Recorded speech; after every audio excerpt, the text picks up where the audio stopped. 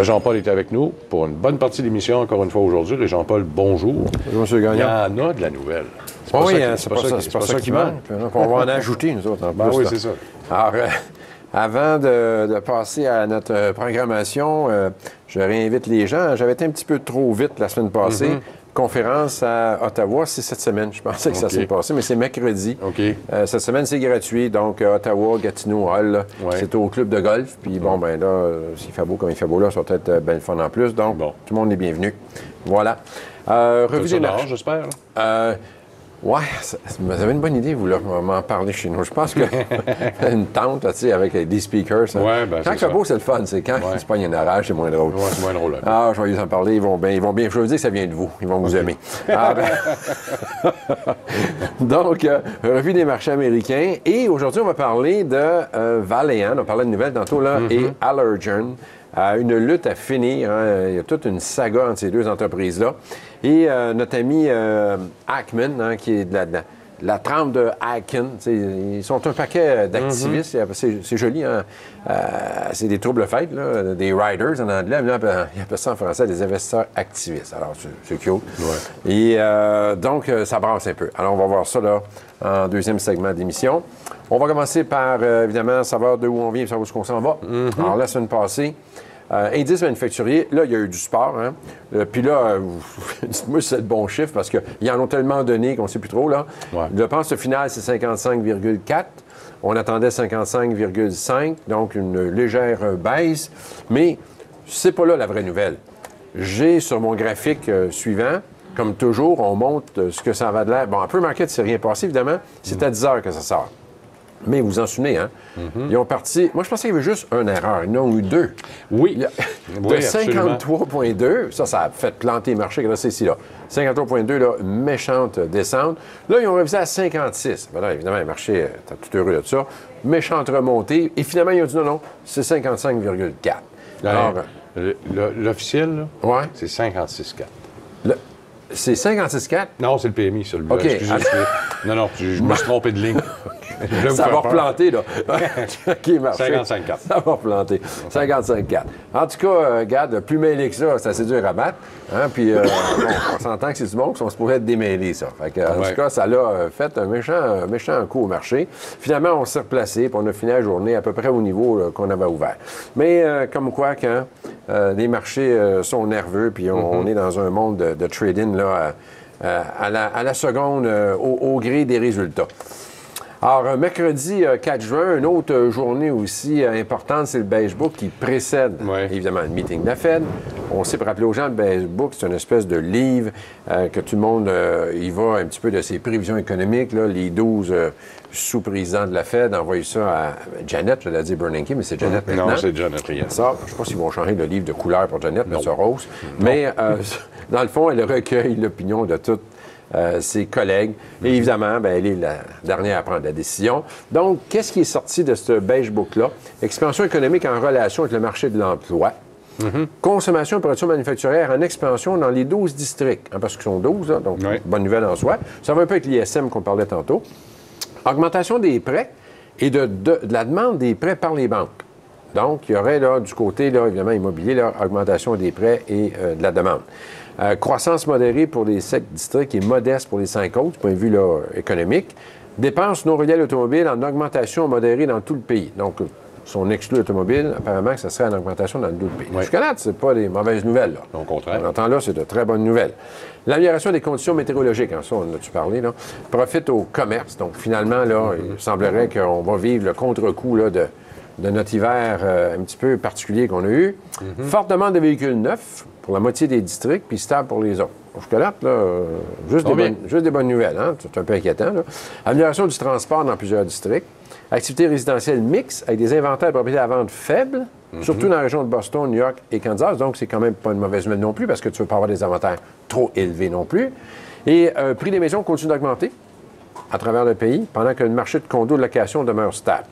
Construction résidentielle demeure mixte. Certains districts présentent une augmentation, d'autres un affaiblissement. Construction multifamiliale, ça, c'est des immeubles à logement, demeure particulièrement robuste. Ça aussi, c'est intéressant. Puis la construction non résidentielle puis l'immobilier commercial oscille de stable à fort depuis le dernier rapport. Alors, théoriquement, là, il n'y a à peu près rien de négatif là-dedans. Et on voit ici que, en fait, voyez-vous, je pense qu'il l'avait vu venir, le Beige Book. Là, il y en a peut-être une version avant. Là. Alors, les marchés ont monté dès l'ouverture. Et quand le Beige Book est sorti, bien là, on avait déjà gagné ce qu'on avait gagné. Là. Donc, on allait de côté là, le restant de la journée. Donc, très bonne nouvelle de ce côté-là. Demande de chômage, si mes chiffres sont bons, légère hausse. 312 000 contre 310, mais bon, de Saint-Cyr. Bon, c'est correct. De Saint-Cyr, les bonnes nouvelles sont bonnes, puis les mauvaises sont bonnes. Donc, c'est pas même compliqué, c'est pour ça qu'on bat des records sans cesse. Quand ça a rendu à ce point-là, ça t'inquiète un peu, mais bon. Amenez-en des nouvelles, bonnes, mauvaises, nous autres, ça monte. Demande de chômage, on a vu que ça sort à 8h30, hein? Donc, il y a quand même eu un petit effet là, en pre-market. On a vu que ça a chuté, ça a continué de chuter jusqu'à 10 h, et là, on a eu un renversement, et là, on est parti, là, solide. On a monté pratiquement toute la journée là, pour finir à la hausse là, fortement là, à 4 heures. Donc, encore une fois, ça n'a pas duré longtemps la baisse. Création d'emplois, ça, c'est une bonne nouvelle. Oui. 217 000 contre 213. Moins que, évidemment, le résultat précédent. C'est ça qu'il avait révisé, d'ailleurs. Mais très bonne nouvelle en soi. Donc, c'est vert. Taux de chômage. Hein? C'est bien. Oui, c'est ce point-là. Mais je me souviens toujours de ce que vous dites souvent. Il faudrait peut-être le répéter pour le bénéfice de nos auditeurs. C'est toujours l'histoire du net.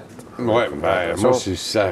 Moi, le taux de chômage, oui, c'est le fun, là, mais moi, ce que je regarde, c'est la création d'emplois. Et surtout qu'avec 217 000, malgré que ce soit plus faible que le mois dernier, ce qui est important de constater dans cette histoire-là, c'est que là, on a tout rattrapé les pertes qu'on avait subies 2008-2009 en termes d'emploi. Donc, on est revenu au niveau d'emploi d'avant-récession. C'est quand même là la bonne nouvelle, là, officiellement. Mais peut-être sur le spot un peu, vous l'avez pas ce programme. Bien sûr, avez-vous un graphique là-dessus pendant que peut-être je continue ici sur... Ben oui, attendez un petit peu, je vais vous le montrer. Bloomberg avait sûrement ça, les créations d'emplois, ce serait le fun d'avoir... En fait, c'est pas la création d'emplois comme ce qui est observé en termes... bon, je vais vous le montrer, là. Alors, regardez, dans les 5 dernières années, on voyait que ça, là, ce que vous voyez, c'est l'amélioration des gens là, qui vont chercher du chômage. Alors, si vous avez moins de gens qui prennent le chômage, par conséquent, il y a une création d'emplois. Là, on est rendu à 2,6 millions. Si on regarde au maximum, c'est sûr qu'on a encore quelques croûtes à manger là, pour retrouver le niveau de 2 millions. Il nous reste encore un 600 quelques mille, mais à 200 000 par mois de création d'emplois, notamment après les mauvais temps qu'on a connus janvier, février, mars. Bien, il y a quand même de l'amélioration qui est en train de se faire. Si on regarde le spike, là, ça c'est en 2008, évidemment, 2008-2009. Et bien entendu, on peut aller aussi sur la page Facebook On s'investit. Vous pouvez poser vos questions directement là. En vous abonnant sur notre page, en cliquant « J'aime », vous pouvez obtenir les nouvelles au fur et à mesure qu'on les sort. Et ça vous permettra de vous tenir bien au courant. On vous met toutes les nouvelles, les émissions complètes sont là-dessus aussi. Alors, comme ce matin, par exemple, l'action d'Apple qui est tombée sous les 100 $ parce qu'il y a eu le fameux split et également cette enchère de 11 000 jeux vidéo qui sont à vendre. C'est quand même une grosse collection. Puis les gens du Concorde, ben, les anciens investisseurs qui avaient mis de l'argent là-dedans auraient perdu 12 millions $. Alors, vous voyez, toutes vos questions également qui se retrouvent aussi en les posant directement sur la page Facebook. On continue avec Jean-Paul. Tout à l'heure, on parlait du chômage avant de se quitter rapidement. Rapidement, ben oui, c'est ça. Alors, ce qu'on disait, c'est que pour ce qui concerne le chômage, alors on s'est aperçu qu'il y a eu une très, très nette amélioration du taux de chômage parce que les gens reviennent au travail. Il y a une légère amélioration également en termes de gains pour les salaires et ça, au moins, ça permettra peut-être d'avoir un petit peu plus d'inflation dans le pipeline, mais encore loin de la coupe aux lèvres avec une augmentation de 2,1 strictement. Mais on est sur la bonne voie. Oui, exactement. Donc, en tout cas, tout va bien, Mme la Marquise. Voilà la situation de l'emploi. Il y a eu un petit soubresaut en pre-market, on le voit à 8h30, et ça s'est poursuivi dans la journée. On est allé de côté après ça, mais on avait quand même pris un bon départ au début. Pointage neutre, 2 positifs, 2 négatifs. La semaine, bien, tout s'est joué lundi. On a eu un gap à l'ouverture, puis le dollar est resté pas mal de côté, battant quand même des records. Hein, ça prend pas grand-chose maintenant pour les battre, là. Et on a fini la journée sur une figure haussière et ce matin, ça continue. Hein? Alors, cette figure haussière-là, de vendredi, triangle ascendant, eh bien, ça a continué là, à propulser le marché à la hausse ce matin. Nos données économiques de la semaine à venir, bon, on les fait pas une par une, là, on fait juste mettre le tableau, encore une fois, à surveiller. Vente au détail. Oui, ça c'est le gros point. C'est ça qui est à surveiller cette semaine. Le sentiment du consommateur un petit peu aussi. Oui. Mais vente au détail, ça va être bien fun de voir ça, parce que là, en théorie, c'est fini l'histoire de la mauvaise température. Sujet de la semaine, Valeant et Ackman versus Allergen. Oui. Alors, on sait que c'est toute une saga en ce moment, et c'est deux géants. Là. Allergen, si on commence, on va donner un peu d'historique des deux. Allergen, AGN, son ticker en bourse, fondé en 1950, œuvre dans le domaine pharmaceutique spécialisé, développe et commercialise leurs propres produits. Nombre d'employés, on va voir par rapport tantôt à Valeant, 11 600 employés. Prix de l'action est à 100... Bon, là, évidemment, c'est peut-être pas ça maintenant, là, mais quand j'ai fait le topo, c'est à 165,06. Les actions restreintes, qui est un peu l'équivalent en circulation, là, 297 millions. Capitalisation, 49 milliards. Revenu annuel, 6 milliards. Allergen est présent dans les segments suivants, là, soins dermatologiques, ophtalmiques, neurologiques, intervention gastrique, obésité, chirurgie esthétique, bon, tous des domaines assez payants. Et évidemment, le produit vedette de Allergen, c'est le fameux Botox. Moi, je ne savais pas ça parce que, bon, je n'en utilise pas encore. Je ne sais pas un jour j'en aurai besoin, mais bon. C'est loin de ça. En 1989, ça servait, je pense, à limiter le clignement des yeux incontrôlé. OK. Une affaire, il ne faut pas trop de rapport, mais en tout cas, c'est ça qui est marqué. Là.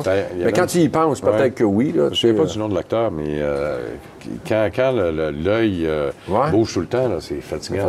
Alors, c'est une des raisons pour lesquelles c'est ça. Bon, mais quand ça me bouge, je vais savoir quoi faire. Aidant à corriger les yeux désalignés. Ça s'appelle le strabisme. En tout cas, c'est un petit peu différent de ce qui sert aujourd'hui, mais souvent, c'est le même que ça part, les découvertes. Aujourd'hui, le Botox est utilisé pour traiter plus de 27 problèmes de santé différents, en plus d'être très utile en chirurgie plastique, évidemment, et esthétique.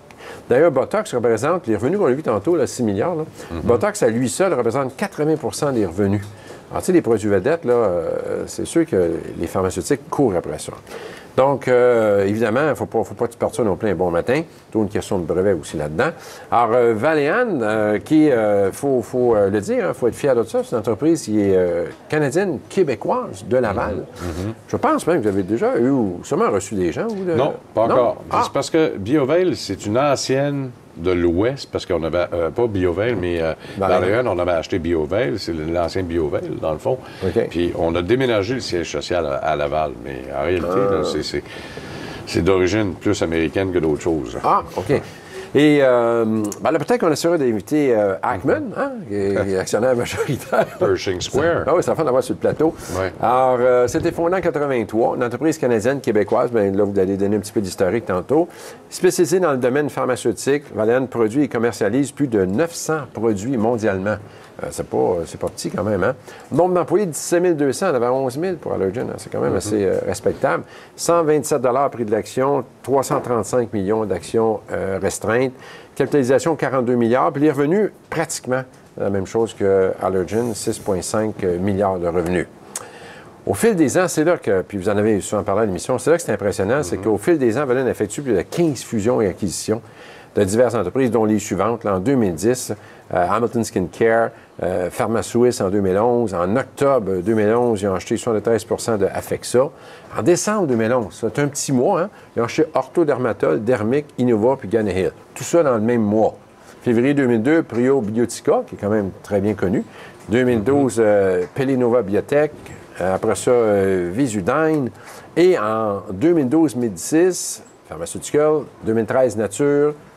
Obagi, et un qui est digne de mention, vous l'aviez commenté ici à l'émission, c'est Bausch & Lomb, qui est quand même toute une acquisition. Là. Ils ont fait ça en août 2013, puis en janvier, ça, le médical. Alors écoutez, c'est incroyable là, le nombre d'acquisitions qu'ils ont fait. D'ailleurs, je pense que ce n'est pas un secret, là, le PDG de son objectif, c'est de faire de Valeant les plus grosses, parmi les plus grosses, les 5 plus grosses entreprises sur la planète. Il est bien parti pour faire ça. On sait que la croissance par acquisition est une façon rapide de croître. Mais, vous l'aviez mentionné à quelques reprises aussi, vous aviez des bémols là-dessus parce qu'on est trop d'acquisitions trop rapidement. Il faut les digérer aussi. Oui, et l'autre problème de Valiant, c'est ça qui fait peur justement aux dirigeants d'Allergan, c'est qu'ils veulent couper dans la recherche et le développement. Eux autres, ce qu'ils veulent, c'est d'avoir les produits puis que ça rapporte tout de suite. Alors, la recherche et le développement, qui est une espèce c'est ancré dans la philosophie d'Allergan, c'est pas dans celle de Valiant, parce qu'elle, ce qu'elle veut, c'est rentabiliser. Je comprends. Alors, c'est ça qui fait peur. C'est deux cultures différentes. Hein? D'ailleurs, Valiant et Ackman, hein, le fameux Ackman, pour rappeler aux gens, Ackman, c'est un activiste, un rider. Il était dans HLF, il est dans toutes les batailles avec Icahn, dont on parlait tantôt, qui est dans Family Dollar maintenant. 21 avril 2014, Valiant, en partenariat avec Bill Ackman, fait une offre d'acquisition pour Allergan. Valiant offre 48 piastres par action, 48,30, et 83 cents dans l'action, dans chaque dollar d'action de Valiant. Ackman dit que l'offre était généreuse comparée au prix de 116 à ce moment-là. Là, on parle du 10 avril. On va voir les graphiques tantôt, là, ça a drôlement bondi. Le titre bondit, mais l'offre est refusée. La nouvelle a un impact monstre. Hein? Le titre va faire un gap de 15,77 On va voir des graphiques tantôt, avec 816 de volume comparé à son volume moyen des 30 jours. Et un prix de fin de journée de 163. Là. On était là, au début d'avril à 116, puis on est rendu à 163. Là.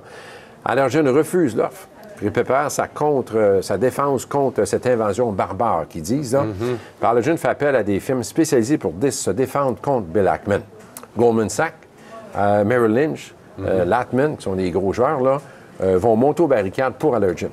S'attaque au modèle d'affaires de Valiant, disant que l'entreprise n'a pas d'intérêt, c'est ce que vous disiez tantôt, là, n'a pas l'intérêt des actionnaires à cœur. Alors, ça revient un petit peu à ce que vous dites, les autres sont là pour faire du profit, puis ici, on coupe, puis on coupe peut-être un peu partout, puis ça inquiète un peu Allergan. 28 mai 2014, Valiant augmente son offre à 166 piastres, 58,30, toujours le 83 cents par action. Sa deuxième offre déçoit les investisseurs. Ils s'attendent, eux autres, là, entre 180 et 200 piastres de l'action. 2 jours plus tard, il revient à 190 piastres de l'action. Une offre qui totalise 54 milliards. C'est une offre là, qui commence à mettre de la pression sur Allergan, évidemment. Plusieurs analystes pensent que Valiant devrait augmenter son offre à 200 par action. Oui, il parle de 10 piastres par action avant la clôture, parce qu'il y a une date, là, effectivement, là, pour accepter ou pas. Mais il pourrait peut-être réaugmenter et prolonger, bien entendu, cette fameuse offre-là. Ça va être à suivre. Et Ackman et Valiant déclarent qu'ils n'augmenteront pas l'offre sans pouvoir négocier directement avec Allergan. Là, ils disent, regarde, on veut s'asseoir avec la direction avant d'aller plus loin. Bien, excellent. On se retrouve tout de suite après la pause. On va parler de la semaine économique, entre autres, avec Stéphane Marion tout de suite. Bon, on poursuit notre discussion, Jean-Paul et moi, sur Allergan et Valiant. Il faut dire que le monsieur que l'on voit à l'écran, c'est un activiste, effectivement. Il est de chez Pershing Square Capital, Ackman. C'est le plus gros actionnaire à 9,7 des actions. Il vient d'en racheter 28 millions de supplémentaires, pas plus tard que le 30 mai dernier. Puis il tient absolument, lui, à ce deal-là. C'est pas pour rien qu'il investit là-dedans. Là. C'est vrai, effectivement. Lui, il veut avoir Valiant. Oui, lui, c'est un militant là, en la faveur du deal. Et comme il dit, 9,7. Puis là, on en parlait tantôt avant d'entrer en ordre, c'est que le truc aussi là-dedans, c'est avec ce genre de position-là, comme actionnaire majoritaire, bien sûr qu'il a son mot à dire. Et ce qu'il veut faire, lui, c'est faire remplacer 6 des 9 directeurs du conseil d'administration. Parce qu'on comprend que s'il fait remplacer, il va mettre des chums. Alors, c'est sûr que c'est un peu plus facile après ça de faire passer des idées quand au conseil d'administration, tu as une gang d'amis qui siègent là. Alors, ça va être à suivre. Hein? Ackman déclare qu'Allergan ne fait que retarder l'inévitable. Lui, là, il est convaincu de ça. Hein? Il se dit prêt à conclure le deal anytime. Les Américains, anytime. Même en une semaine. Hein? Il dit, on n'y sera pas avec ça. Là. Vous êtes prête? Dis-moi, j'ai mon carnet de chèques. Vous faire ça, ça ne sera pas long. Alors, Pershing Square, vous le disiez tantôt, là, consulte 6 des 10 plus gros actionnaires d'Allergan qui se disent favorables à l'acquisition. Fait qu'il y a des alliés aussi, là. Alors ça, c'est à un moment donné, à force d'augmenter l'offre, la pression devient grande là, sur Allergan. Graphiquement parlant, regardez ce que ça a l'air. C'était vraiment tout un épopée. Hein. Le 22 avril, première offre, regardez ça. Là, on partait de 116 le 10 avril. On a déjà monté la rumeur, monté à 141 à peu près. Puis lorsqu'on a annoncé qu'il était pour acheter, on est passé de 141 à 166. Tout un gap. Là, on est allé de côté.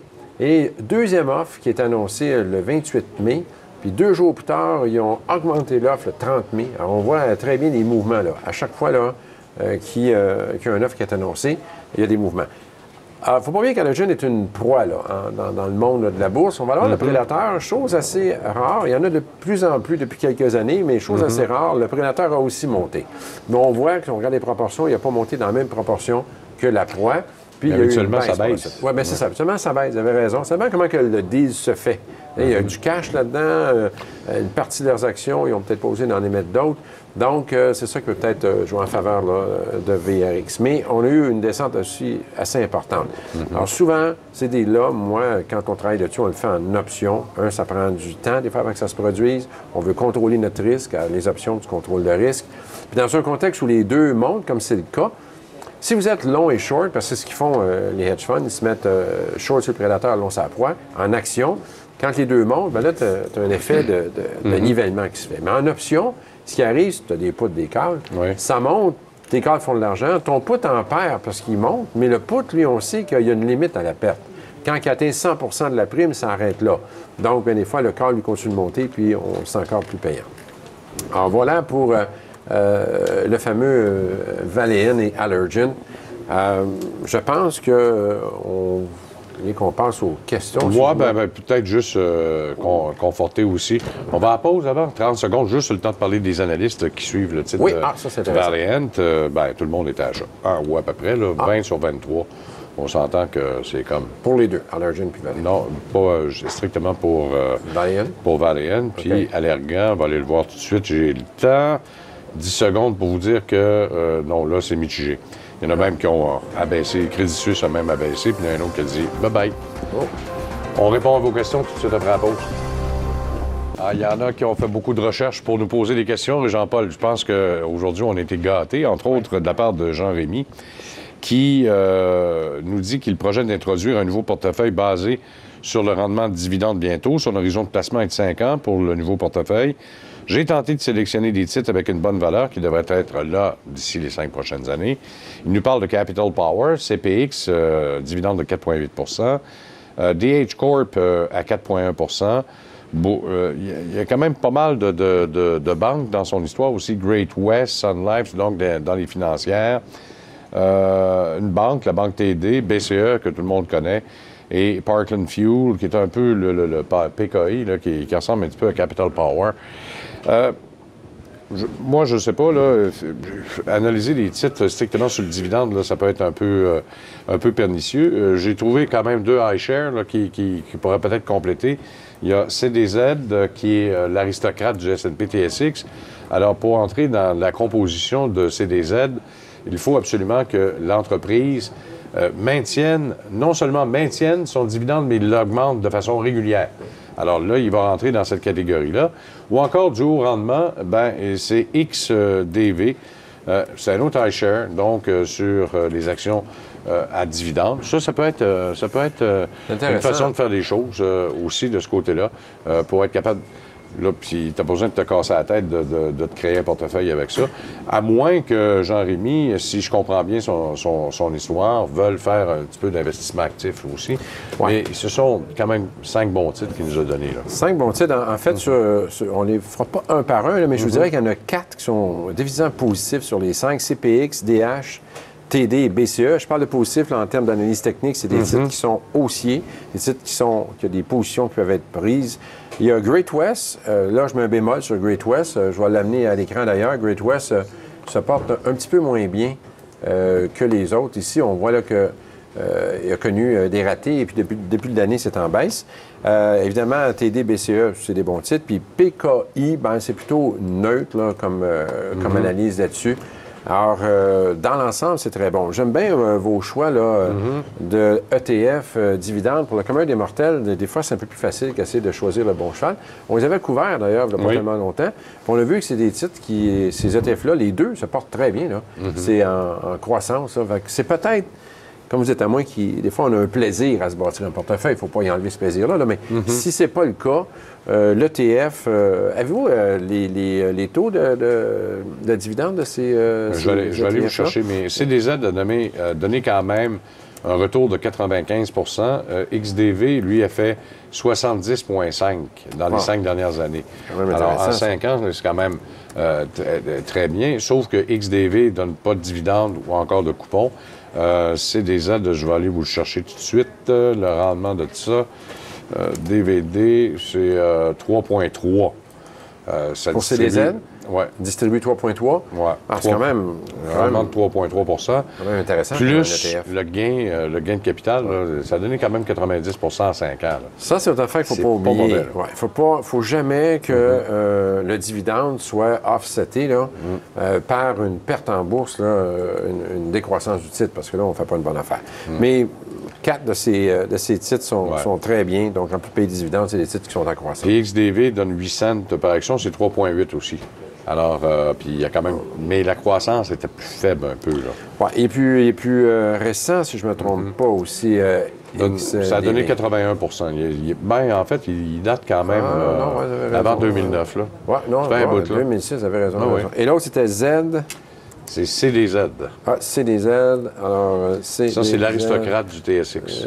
Celui-là ici. À peu près le même temps, tous les deux, hein? 2006-2007. Donc, là, deux bons titres. Dividende aristocrate. Ouais. Sébastien Malo qui nous a écrit sur notre Facebook, qui nous demande que penser des titres suivants, Home Capital Group et Equitable Group. Quels sont les titres américains similaires à privilégier? On peut aller tout de suite avec HCG. Home Capital Group, d'abord et avant tout. Oui, bien écoutez, si on regarde ça là, sur un horizon mensuel, méchante tendance haussière récente, là. 2013, on est parti de 28 puis on a monté à 50. Alors, je ne sais pas trop ce qui s'est passé dans cette période-là, mais en tout cas, du point de vue graphique, c'est très bien. En semaine aussi, c'est un titre là, qui est en croissance. Là. Évidemment, c'est une façon plus microscopique de le voir. Puis si on s'en vient en jour, ben c'est aussi en croissance. Donc, théoriquement, là, il n'y a pas ça. Ce qu'il faut faire avec ça, c'est gérer notre profit. Alors, s'il y a des retraces sur l'échelle de Fibonacci, on a des retraces là, de plus là, de 23 là, ou dans la zone 2. Là, il faut commencer à penser à peut-être prendre du profit. Autrement, on suit ça. Puis tant que ça paye, on le garde. Hein? C'est du prêt spécialisé, de toute façon, pour les maisons. Là. Il a quand même connu une bonne croissance dans les 3 dernières années de 16 revenu cette année prévu de 559 millions avec un bénéfice net de 4,15 par action. Quand même, il faut le faire. Spécialisé, genre... Et Equitable Group, là, EQB, sont comparés un à l'autre. Donc ils sont dans le même secteur. Ouais. Regardez, lui aussi, il y a toute une croissance. Effectivement, là, c'est pas mal calqué un sur l'autre. Ça partit en même temps. De 25 à 63 en 2012. Alors, évidemment, il y a eu une explosion là-dessus. Même genre de secteur que vous dites. Oui, bien, c'est dans les prêts. Mais spécialisés dans les premiers prêts, là. Premiers prêts? Ouais. Mais genre des prêts difficiles pour les banques qui se retrouvent là ou non, ben l'autre, résidentiel? C'est plus les prêts aux étrangers, là. Alors... OK. Aux États-Unis, il y a peut-être un titre comme Dynex Capital, DX, qu'on peut peut-être regarder, qui est à peu près dans les mêmes, là. Je regardais les ratios, par contre. Comporte moins bien, hein? Bien, en fait, oui, c'est ça. On est pas mal meilleur que... Oui, mais c'est parce qu'il faut dire qu'aux États-Unis, là, les prêts, ça n'a pas toujours été le jour. Non, c'est ça. Il y en a qui ont gardé des mauvais souvenirs. Oui, de 2008. C'est un REIT, hein, théoriquement, c'est Dynex-là. Oui. Il y a également, je pense qu'il y a Resource Capital aussi, là, qui est les tickers, RSO.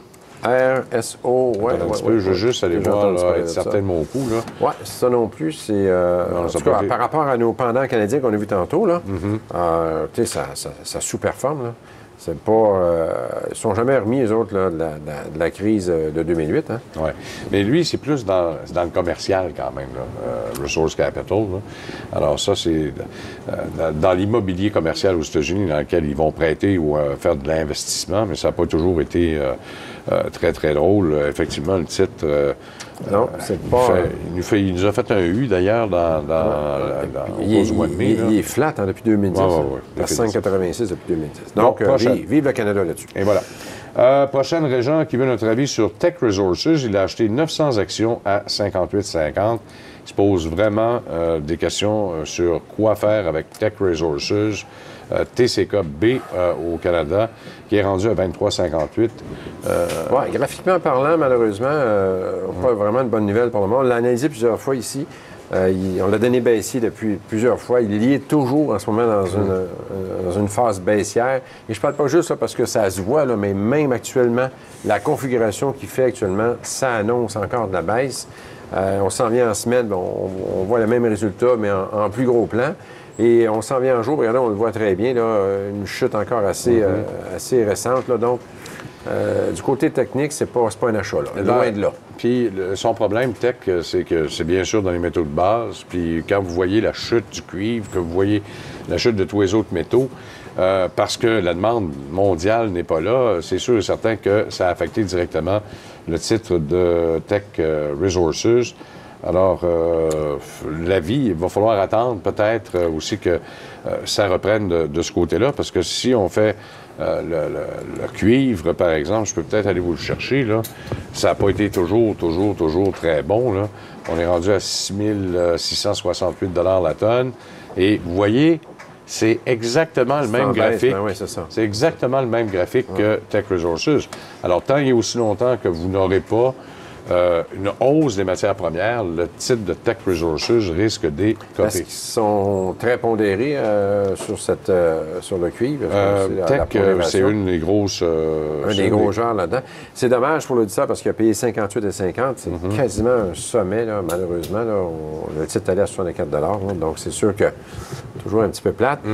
L'idéal, on dit souvent, là, quand vous prenez une position, faites-vous tout de suite une gestion de risque. Hein, vous dites, bien, OK, mais si ça recule plus que tant, moi, je sors de la position, ou quand on fait des options, on peut se protéger, mais il ne faut pas, règle générale, laisser aller des options, là, des actions sans gestion de risque. Et l'autre qu'il veut avoir, c'est ARX, donc, qui est ARC Resource. Il voulait savoir s'il pourrait... C'est pas dans le même genre. Là, on est dans l'exploration pétrolière. Là. Je suis sur le bon titre? ARX, oui, c'est ça. C'est ça, OK. Arc Energy. OK. C'est Arc Energy ou Arc Resources. OK. ARX au Canada. Tu portes un peu mieux que... Dans l'Ouest, Teck, mais là. oui, bien, c'est sûr. C'est dans le gaz naturel et dans le pétrole. Alors, on a eu un soubresaut de pétrole là, depuis quelque temps. Alors, lui, c'est sûr et certain que là, on n'est pas dans le même domaine que les métaux de base. Alors, les métaux de base, ils ont des problèmes. On remarquera que Arc Energy, de son côté, se retrouve sur une lancée parce que le prix du brut augmente. Effectivement. En 2009, on était à 12 piastres, puis on est rendu à 32.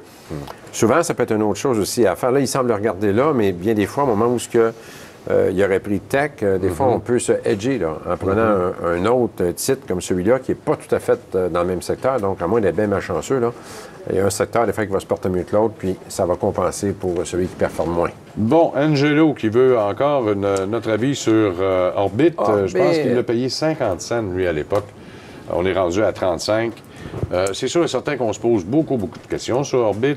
Glenn Kelly, le président, devrait venir cette semaine. En tout cas, son attaché de presse m'a dit que ça devrait se faire jeudi ou vendredi. J'attends de nouvelles officiellement. Peut-être on aura quelques réponses aux questions nombreuses qu'on a à lui poser depuis déjà un bon moment, mais vous voyez... il est rentré en poste quand, vous souvenez-vous?